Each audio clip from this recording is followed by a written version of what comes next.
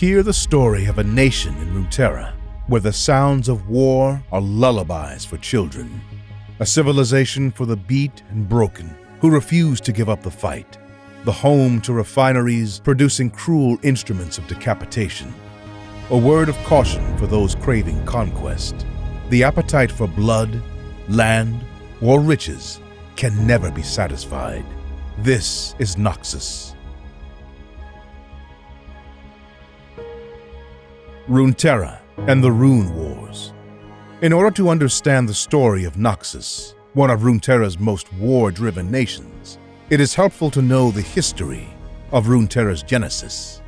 Runeterra was created by an unknown group of celestial beings using incredibly powerful stones that are known as the World Runes. With their power, they created two realms. One is the Spirit Realm. This parallel pocket dimension held a distorted form of space and time and is the source of all spiritual magic within Runeterra. The second is the Physical Realm, which acted as the material manifestation of Runeterra. It is the source of all elemental magic and is now the home to most forms of life, including mortal races and many magical beings. After the formation of Runeterra, the world runes were lost amidst the land, and the celestial beings responsible for them faded away from the knowledge of the world. Nothing that powerful could remain buried for long, however, and these world runes were rediscovered within Runeterra. The world's brightest minds struggled to understand the sheer power held within these runes.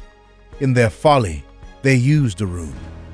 Being more concerned about the potential advantages than the consequences, they unleashed a catastrophe greater than anyone had known. Many wanted these stones to be locked out of human reach forever. Others wanted the runes accessible in order to keep peace throughout the land. These differing opinions eventually led to the Rune Wars, a series of incredibly long and brutal conflicts that spread across the entirety of Runeterra. Several nations carved out a territory and established their own cultures. One of those nations is Noxus. History of Noxus. At the edge of civilization lived a brutal tribe with one goal: expand. In their merciless pursuit of territory and resources, the Noxai conquered an ancient city known as the Immortal Bastion. Rumors that predate the Noxai invasion whisper about the city's creator, a man who willed himself out of purgatory by sheer spite, a man whose spirit animates a suit of blackened iron. His name, Mordekaiser. Considering the founder's animosity, is there a better place to have at the center of Noxus than this captured city? True to its name, the Immortal Bastion lives on, despite newer structures burying its original shape and starving it of sunlight. The current city infrastructure is designed with defense in mind.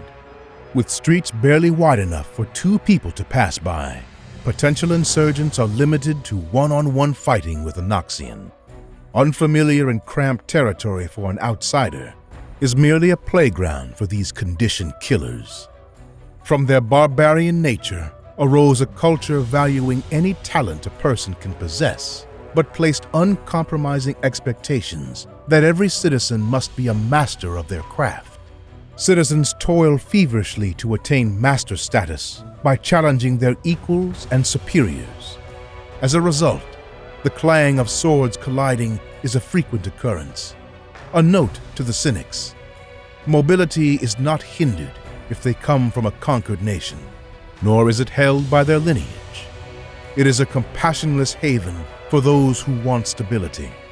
The message is clear: you must rise with the Empire or be left below. Since everyone wears the same severe aesthetic, differentiating between classes is no easy task. That is why the telltale symbol for wealth and power is owning a drakehound.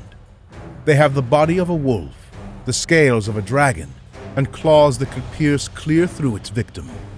While most suited as loyal agents of war, they are occasionally held in their master's eye as a dangerous pet. Basilisks, another creature favored by Noxians, make drakehounds look like puppies. The cultivated Noxian might allows soldiers to ride the monstrous reptiles into battle, with the basilisks gnashing on bodies slain by their riders. Eventually, these beasts become too unruly for even the bravest Noxian to mount. When they are no longer suited as a war steed, they are used as a battering ram, capable of turning fortified gates to rubble. The promise of a drake hound or basilisk isn't just to motivate people to achieve greatness, but to maintain a burdensome awareness that their contributions determine whether they survive in a nation of endless campaigns. Although anyone can theoretically traverse from poor to prosperous, there are 3 skills that can increase one's odds of success. The first is magic. It is an exception to the Noxus egalitarian culture, since a person must be born with the ability to use magic, yet is greatly sought after. As a consequence, its users, called mages, are held in high esteem and are recruited from across Runeterra. This is quite different from the Demacians, who seek to eradicate all mages from within their borders. The second is war masonry. Generally not gifted with magic, nor have an inclination for organized fighting, war masons are the producers of all technological advancements, eyes of the Empire, and experts in skirmishes. Behind every legendary champion is a weapon forged by a war mason. It's well known that the eve of invasion is signaled by a war mason silhouette against the setting sun on the last day of their nation. The final skill is in battle. Noxus does not have a strictly centralized army like many would imagine. No, that structure would be too constricting for them. Instead, one of the largest armies in the world is made of war bands, each one with a unique hierarchy and specialized style of bloodshed. Assassins, such as Katarina, spend their lives developing an immunity to the innumerable potions and learning to run without the sound of footfalls, so they may dispose of enemies with the ease of knocking a piece off a chessboard. When stealth is not needed, the Trifarian Legion will descend on the land like a hailstorm of steel.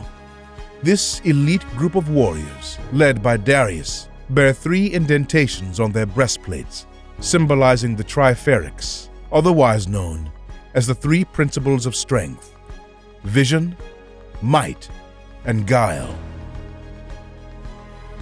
Thus far, diplomacy does not seem to be a word in the Noxian language. Yet, in an ironic twist of fate, the reputation of the Noxai comes as a deterrent for unnecessary bloodshed. At the negotiation table, Noxians can respectfully discuss terms of surrender with territories they hope to expand into without breathing a single threat. The weight of the Noxus reputation is often heavy enough to make other nation leaders bend. The options are clear. Choose to endure a little dirt from a bowed knee, or their bones will crunch under boot like leaves in the fall. Apologies.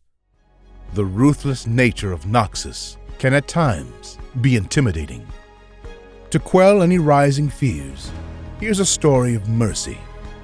Some time ago, Noxus was in need of a port on another shore, which would provide another method of conquest and provide its people with the bounties from sea trade. The exact details of the meeting never made it past the heavy doors of the war chambers, but eventually it was chosen that Noxus would expand into a fallen desert empire. The fallen desert nation of Shurima negotiated the surrender of a few of their ports in exchange for the protection that the Noxai would provide against prospective invaders. Sadly, or fortunately, depending on your tastes, that's about all the virtue there is in Noxus. The nation of Noxus is not for the barnacles of society that would rise with the Noxian tide for nothing in exchange. Though, if you have listened thus far, it is reasonable to suspect you may have a bit of Noxian spirit in you. Noxus welcomes the beat and broken who refuse to give up the fight. Let this be a glance at the ocean horizon of Runeterra's knowledge. Sign up for notifications and subscribe so you don't miss new installments as we dive into the lore. Keep the fire warm. Thank you for listening.